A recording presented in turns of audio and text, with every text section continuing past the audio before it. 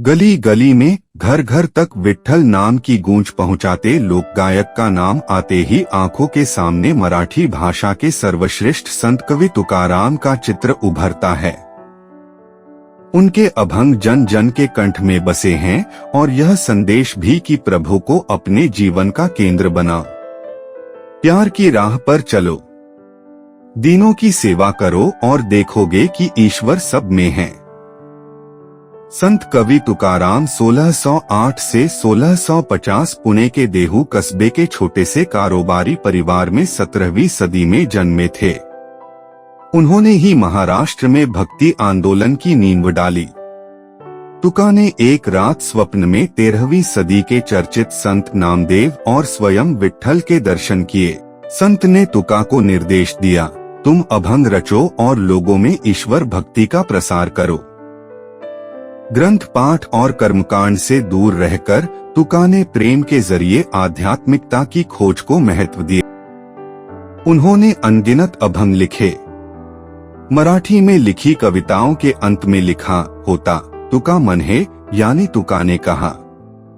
बहुत से पुरोहितों ने संत तुका का प्रतिरोध किया क्योंकि वे अभंग रचनाओं में पाखंड और कर्मकांड का उपहास उड़ाते थे। कुछ ने तुका के अभंग रचनाओं की पोथी नदी में फेंक दी और धमकी दी, तुम्हें जान से मार देंगे। पुरोहितों ने व्यंग्य करते हुए कहा, यदि तुम प्रभु के वास्तविक भक्त हो तो अभंग की पांडुलिपि नदी से बाहर आ जाएंगी।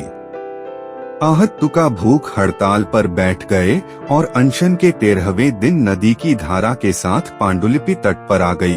आश्चर्य यह कि कोई पृष्ठ गीला भी नहीं था, नष्ट होना तो दूर की बात। तुका कई बार अवसाद से भी घिरे। जीवन में दुविधाएं तुकाराम की लगन पर विराम न लगा पाई। भगवत भजन उनके कंठ से अविराम बहते। वे कृष्ण के सम्मान में निष्दिन गीत गाते और झूमते। एक क्षण ऐसा आया जब उन्होंने प्राणोत्सर्ग की ठानी, लेकिन इसी पल उनका ईश्वर से साक्षात्कार हुआ। वह दिन था और फिर सारा जीवन तुका कभी नहीं डिगे। उनका दर्शन स्पष्ट था, चुपचाप बैठो और नाम सुमिरन करो। वह अकेला ही तुम्हारे सहारे के लिए काफी है। उनकी राह पर चलकर वारकरी संप्रदाय बना, जिसका लक्ष्य था समाज सेवा और हरिसंकीर्तन मंडल। इसके अनुयायी सदैव प्रभु सुमिरन करते हैं।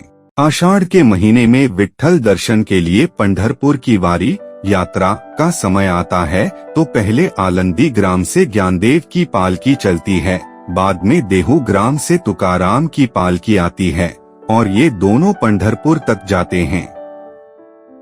आषाढ़ और कार्तिक के महीने में हर दिन 1-1 लाख के करीब वारकरी पंढरपुर पहुंचते हैं। वहां इनमें से कई हजार पंढरपुर की माला धारण करते हैं। फिर इन्हें वारकरी नहीं बल्कि मालकरी कहा जाता है। ऐसा व्यक्ति जब तक माला धारण करे वह तंबाकू, शराब या कोई अन्य दुर्व्यसन नहीं करता, नहीं मांसाहार करता है। माला उतारने के लिए वापस पंढरपुर जाना पड़ता है।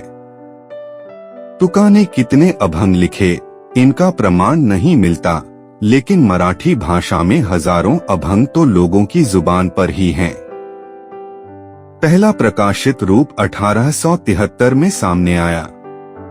इस संकलन में 4607 अभंग संकलित किए गए थे।